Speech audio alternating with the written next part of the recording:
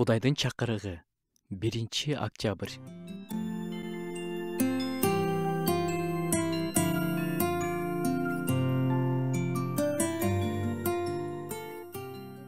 Кээде Кудай эшиктерди жаап салат.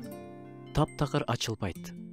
Тигиндейинен көрөбүз, мындайынан көрөбүз, эшиктер жабык. Биз туруп алып, такылдатабыз. Жалынабыз, жалбарабыз, сурайбыз. Эмне эле болуп жатат? Эмнеге болбой жатат дейбиз. Бирок эшиктер баары бир жабык бойдон кала берет. Анан биз тынчсыздана баштайбыз. Коркунуч басат. Эми мындан ары эмне болот? Эмне күтүп жатат? Түшүнүксүз. Ар кандай жаман ойлорго орун беребиз.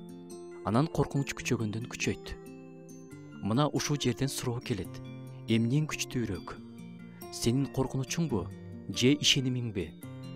Библияда баарынан көп кездешкен сөз кайсы экенин билесиңби? Коркпо деген сөз. Коркпо деген сөз Библияда 300дөн көп жолу кездешет. Башынан аягына чейин Библия биздин ишенибиз коркунучтан күчтүү болуш керек деп айтат. Бул менин сөздөрүм эмес, бул Кудайдын сөзү. Алардын бири Ышая китебинде жазылган. Коркпо, анткени мен сени мененмин. Үрөйүңдү учурба, анткени мен сенин Кудайыңмын. Мен сени бекемдейм, сага жардам берем. Мен сени өзүмдүн адилеттигимдин оң колу менен колдойм. Забурдан да бир аят. Теңир менин жарыгым, менин куткаруучум, кимден коркмок элем? Теңир менин өмүрүмдүн тиреги, кимден үрөйүм учмак эле? Кудайдын сөзү кайра-кайра эскертип, сенин коркунучуң эмес, сенин ишенимиң сени жетектесин деп жатат. Коркунуч алдан тайдырат. Ишеним болсо күч берет, канат байлайт.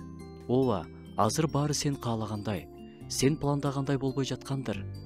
Сен каалаган учурда эшиктер жабык болуп жаткандыр. Бирок баардыгы Кудайдын көзөмөлүндө. Кудайдын планы ишке ашышы керек.